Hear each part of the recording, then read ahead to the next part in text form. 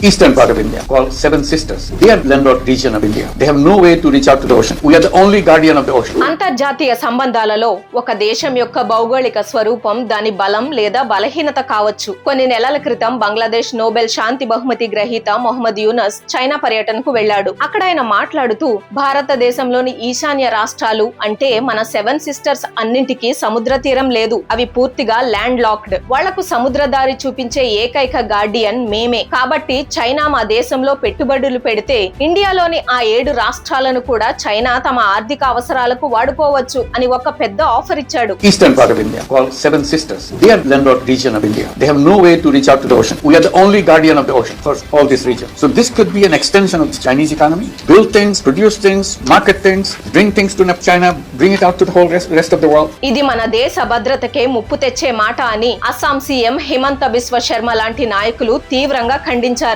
కానీ అసలు ట్విస్ట్ ఏంటంటే యూనస్ గారి ఈ వ్యాఖ్యలకు ఇప్పుడు ఒక దిమ్మ తిరిగే కౌంటర్ పడింది. ఆయన మన 7 రాష్ట్రాలకు సముద్రం లేదు అంటున్నాడు. సరే, కానీ ఒక్కసారి బంగ్లాదేశ్ మ్యాప్ చూసుకుంటే ఆ దేశాన్ని 3 వైపులా చుట్టుముట్టింది ఏ దేశమో తెలుసా? మన భారతదేశమే. పశ్చిమ బెంగాల్ నుంచి మొదలు పెడితే అస్సాం, మేఘాలయ, త్రిపుర, మిజోరాం ఇలా అన్ని భారతీయ రాష్ట్రాలే బంగ్లాదేశ్ కు సరిహద్దులుగా ఉన్నాయి. అవన్నీ ఇప్పుడు బీజేపీ, ఎన్డీఏ పాలిత రాష్ట్రాలే. దీని అర్థమేంటో తెలుసా? ఇది ఒక వ్యూహాత్మక దిగ్బంధం. ఒకప్పుడు భారతదేశాన్ని ఎరకాటంలో పెట్టాలనుకున్న బంగ్లాదేశ్ ఇప్పుడు భారతదేశం చేతిలో చిక్కినట్టయింది. ఒక రకంగా చెప్పాలంటే మన భూభాగం మధ్యలో బంగ్లాదేశ్ లాక్ అయిపోయింది. ఈ మార్పుతో ఇప్పుడు భారతదేశం బంగ్లాదేశ్ పై పూర్తి పట్టు సాధించింది. వాణిజ్యం, భద్రత, చొరబాట్ల నియంత్రణ వంటి కీలకమైన విషయాలలో భారతదేశం ఇప్పుడు మరింత నిర్ణయాత్మక పాత్ర పోషించగలదు. ఈ వ్యూహాత్మక మార్పును మీరు ఎలా చూస్తున్నారు? ఇది భారతదేశ విదేశాంగ విధానంలో ఒక మాస్టర్ స్ట్రోక్ అని మీరు భావిస్తున్నారా? మీ అభిప్రాయాన్ని కింద కామెంట్స్ లో తెలియచేయండి. ఈ విషయం ప్రతి భారతీయుడికి చేరేలా వీడియోను లైక్ చేసి ఖచ్చితంగా షేర్ చేయండి. జై హింద్.